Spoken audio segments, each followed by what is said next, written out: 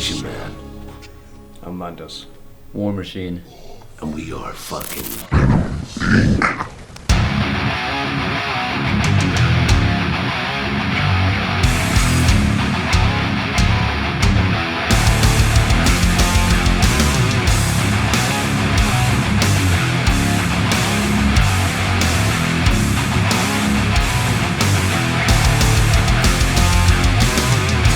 We're hanging out right here at Rockabilia HQ.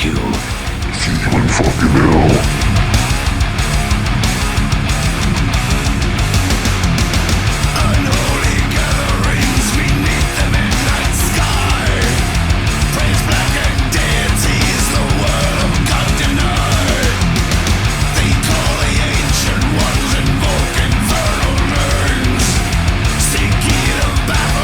Thank you for coming, you guys.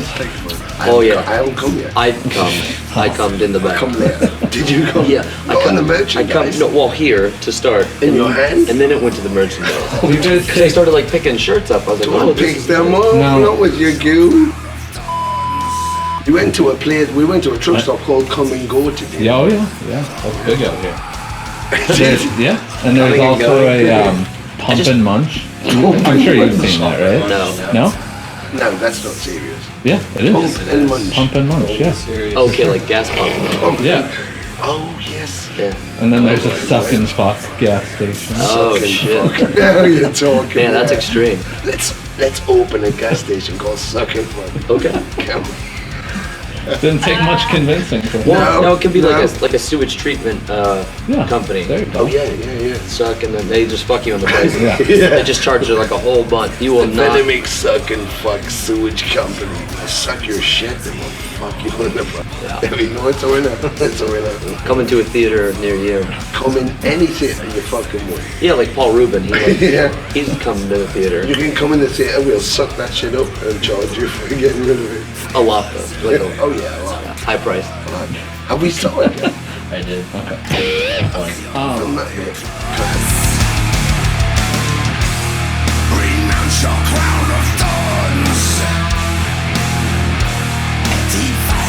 We talking here? Yeah, he's gonna Are film. you talking Yeah. there? Hold on. Who's filming? Yes? Are you filming? No, I'm not. Yeah. Okay, don't Jeff's I'll here, start Tony's here. off, right? I'll start because these two are full of shit. It all started basically when we got invited to do the Blackest of the Black festival.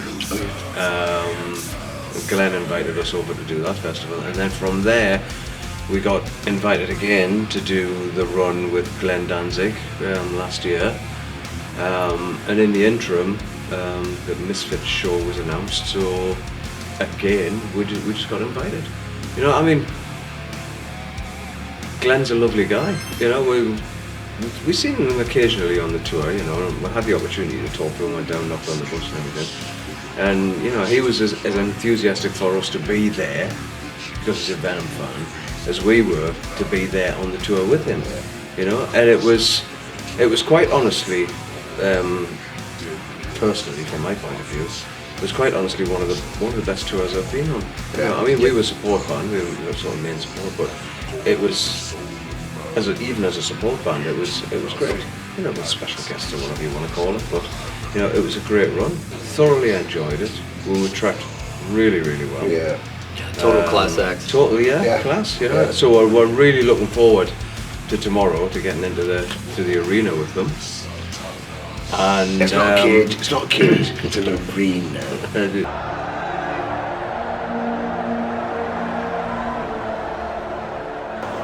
Are you not entertained? So I'm looking forward to getting into the arena, but Are they going to have a live lion? A live lion in the arena, yeah. See what I because it's an arena. You know what I said about these two being full of shit? You've got to have stuff like that, because if you were Caesar and you had an arena, There we go. wouldn't you? Wouldn't you just do that? That's why they built the Colosseum. And what colour would it be? It would be blue. I'd have a blue lion. Blue one. What did you do that for? And it's I'd diet myself. I'm not into diets, no fad stuff, No. but I would diet a lion. I would have a Caesar salad with that. Probably. At his Because arena. At the arena with a blue lion at the Misfits show, fucking hell. If you're not coming, you're mental. Yeah, you're it's mental, wouldn't you? It's like a sore dick. It's hard to beat. It's like it's... But you know, I think that's the thing. I think there's a lot of mystery, even for us about Glenn, you know, because he gets a pounding a lot from people, and you know, he's kind of not sort of reclusive, but he keeps himself to himself. But he's a pure creative. He's an absolute pure creative with the heart the size of a fucking planet, you know, and like a lion, like a blue lion. Blue lion. Heart the size of a blue lion. I'm trying to Coliseum. So easy to sidetrack. From day one, we did 7 dates, and from day one, he was so welcoming and He was. so just kept making sure we were okay and kept his exclusivity. And on the last day, we took him a care package, and it was so wonderful, you know. And when the suggestion came up for the Misfits show, he said, look, you know, we're doing this Misfits thing. Would you guys be interested? It was like, yeah. Sounded like it was going to be a jam in his garage, and then it's like the Allstate, 14,000 people sold out. It's like, oh, okay, that, yeah, sure, we'll do that. So, but it was the best times we've had. He just made sure the final shows were crazy, but each of them were like between 2,000 and 5,000 people, you know. Rammed halls, and all the bands were playing off the map, you know. Muton Man, we had Power Trip, us, then Glenn, and I think because there was such a camaraderie that I don't know if he's had that before, or maybe he hasn't, but certainly that's how we are. I felt like at the beginning we were a band he invited, and at the end we were kind of part of his friendship thing, and his performances just every night were getting better and better. And I remember one night, I think wherever we were, maybe in Denver or somewhere, but or Albuquerque, he played encores, and even his sound people and his technicians were going, he never does these many encores, but he was so in the zone, he just wanted to keep it going, and I think that was reflective of the whole package, you know, the way everybody was just into it and just having such a great time, and it was so wonderful. So Chicago's going to be just incredible. I mean, it's a Misfits, for fuck's sake, and you know, Fear, Power Trip, us, I mean, we'll all just go out there just to give everything we've got. So I think it's going to be one not to miss.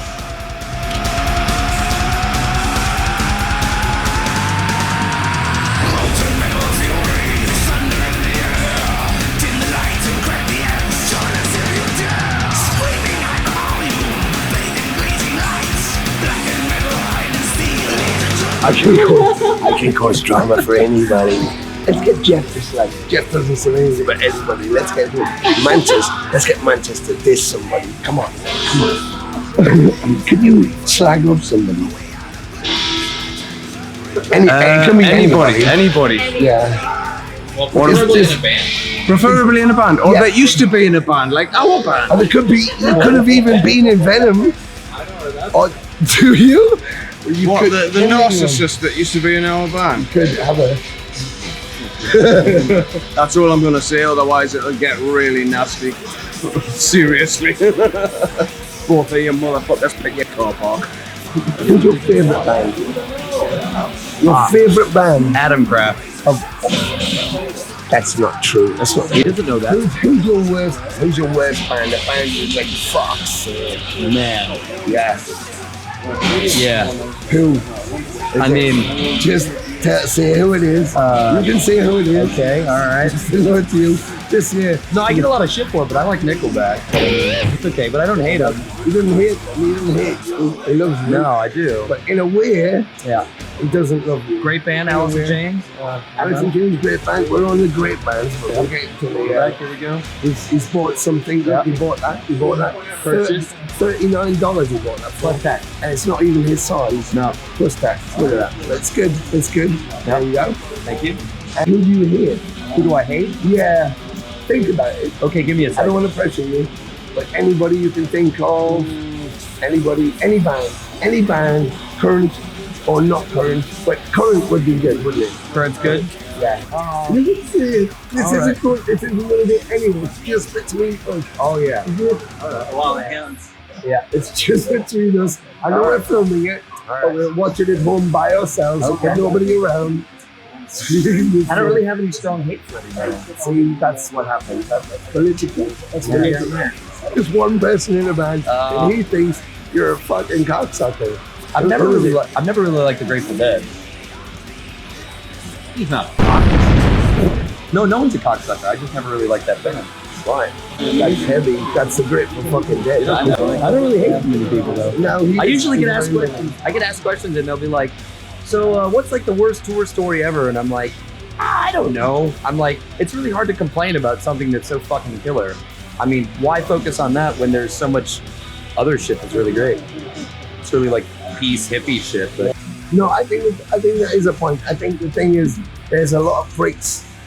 I'm sure many people think I'm a break. There's a lot of breaks in our game, but you know, I think it's how they play it. It's how they play it. You know, it depends on what they want. Maybe they want fame too fast, or maybe they want to be rock stars too much, or maybe they desire too much beyond the music. You know, they try and keep it fucking real. You know, that's what it's about. Music and the fans. You know, and if you diss your fans, these are the people who, you know, look, we're in a warehouse full of fucking merchandise at an amazing fucking place. An amazing place with all this merchandise. This doesn't exist if there's nobody at the other end to buy it. And this is band stuff. So if the fan isn't there, they don't want to buy it. So look, there's Beatles shirts saying, now Paul McCartney gets asked for an autograph and tells somebody to fuck off. You know, man, why are they buying these shirts? You know, it's without the fans, there's no fame. Without the fans, there's no money. So the fans are just as important. When you create your art and give it to someone, they appreciate it, that bonds you together, and that's what it's all about. You know? And speaking of fans, Steve, oh, we've got one here. This is one behind of Jeff. Back here. This is one of Jeff's This is one of Jeff's fans. Jeff, this is one of your biggest fans. The kiss fanatic. Look, and that's only $398,139. Christmas has come early.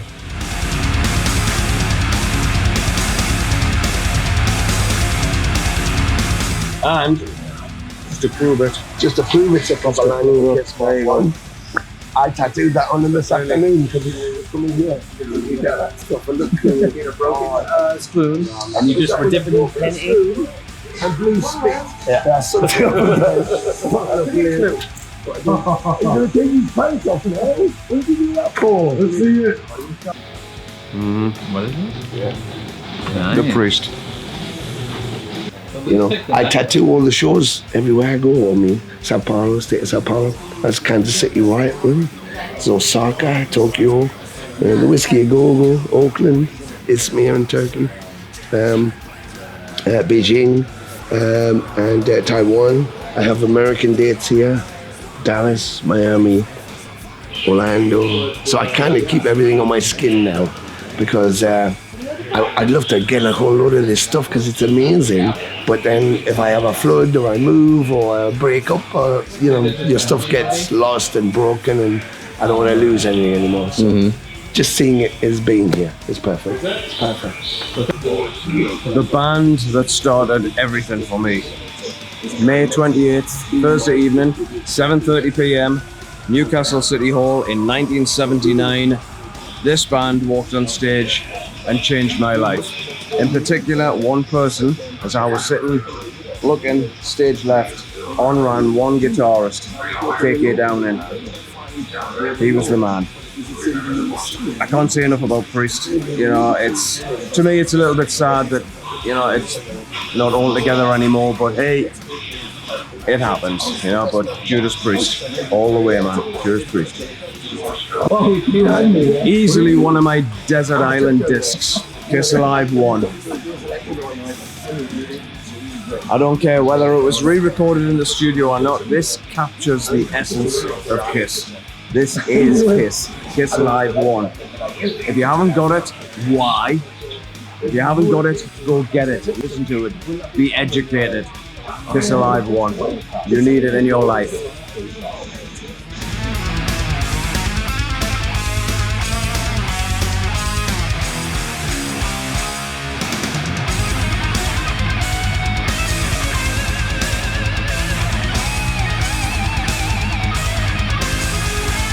Sick. Of course. Always Primus. We got. I'm basically like a 90s kid, so everything I'm gonna hold up is all like 90s. So, sorry about you. And again. Can't go wrong. This one's for my wife. You guys ever heard of Monolord? good shit. Doom. No ladies shirts, but I guess you can just cut it up. So. Oh, Venom glass, because one does want to drink out of your own shit.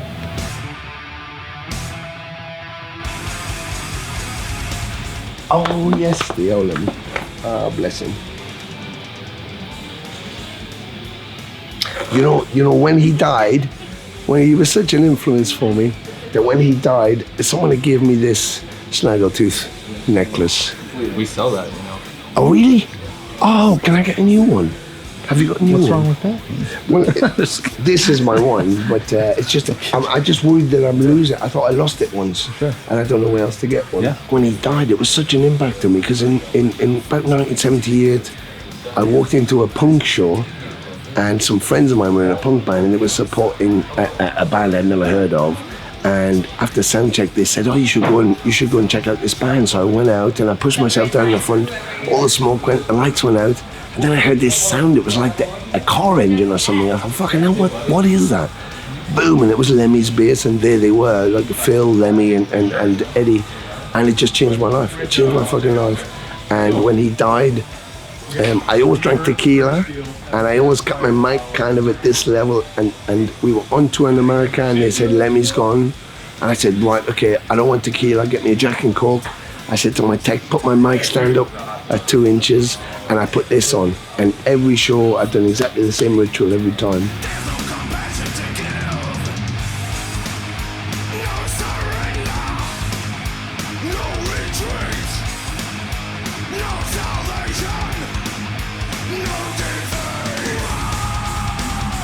There's a lot of stuff written already. Been beavering away with demos, so there's a hell of a lot of material at the moment.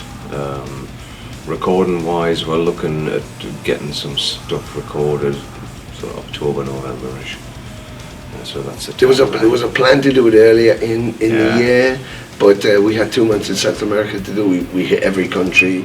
We tried to hit Venezuela as well, but the government told me we can't. I even offered a free show because I just wanted to get us in there. So we did everything, Central America up to Mexico, but everywhere in South America. So that kind of put us back, and now we have festival season. We got Vakken and Hellfest and a massive festival season. Then we got Japan to go back to. We got Europe to do in September. So logistically, we thought, okay, we don't want to squeeze ourselves into a box because we were kind of tightly scheduled when we did Ave. But the material that's now is like. One of the great things is we never try and compare ourselves to anybody else or do what somebody else has done and think, right, it needs to be at that level or it needs to be that. We only try and be what we did, so we try and be better each time we do it. So I think that the new album will be much better than Ave because we've set our own template and we want to better what we did. So, you know, December, I want to try and get it finished through September, October, November to have it out for Christmas, so that we can start the new year 2020. We've got some festivals lined up, some tour dates pushed into February, but so that we go out with a new album and we can really have an impact on it and have the video set up, the new stuff. And, yeah, so that's kind of our target. Busy schedule up till September and then just focus on the album to get it all done and ready and to go. But we've done so much pre-work anyway that we're ready to go. Mantis produces everything at his home studio in Portugal. He's redone his whole studio, it's fucking phenomenal. Jeremy in Florida has his own studio too, so he records his stuff there. So I have nothing. But that's okay. I don't you have us. I don't want anything, but I've got them. So that's all I need. So yeah, so we're in great shape. The material's there. We'll go straight and bang the shit out. It'll be spontaneous, but beautifully beautiful, and it'll be ready to go in December. Happy Christmas. We punish you for pleasure. You give us your last breath. 18 nails on blazing steel. Blood and sweat we share. Thunder pounding through our souls. Behold the trail of death. Forged in hell. Through fire and brimstone we arrive. just like to say thank you to Rockabilia for having us down here and the wonderful gifts that have been bestowed upon us. And we will definitely come back. I'm gonna come back for sure. I'm just coming. Yeah. I just came. Wonderful people here, wonderful people, great facility. Nice to come. Come everywhere. I mean, Just come. what do you even do? You should come. You should come down. Definitely You should come. always come. Like Come here. 24 hours a day. Come here, 7 come days a there. week. Just I come. mean, come anywhere. Come in your car. Come anywhere. Yeah, I came. Come in front of your mom. Yeah, in front of your mum. Come while your mum doesn't know why she's Yeah. making lunch. Yeah, Just I come. mean, Just especially come. when she doesn't know. Rockabilia. You could come on the bus and then Yeah. come through the front door and then come on the carpet. Just keep Yeah. coming. Just keep coming. They're big fans of their carpet here. Fantastic. Yeah. Buy the merch. Shipping. Keep supporting Mel. Keep supporting the merchandising companies. Yeah. This is an amazing company. So welcoming. Great team. Be there. Support them. Come when you want. Where you want. How you want. Just do it. Just It's do it. We all love you. coming to you from Rockabilia.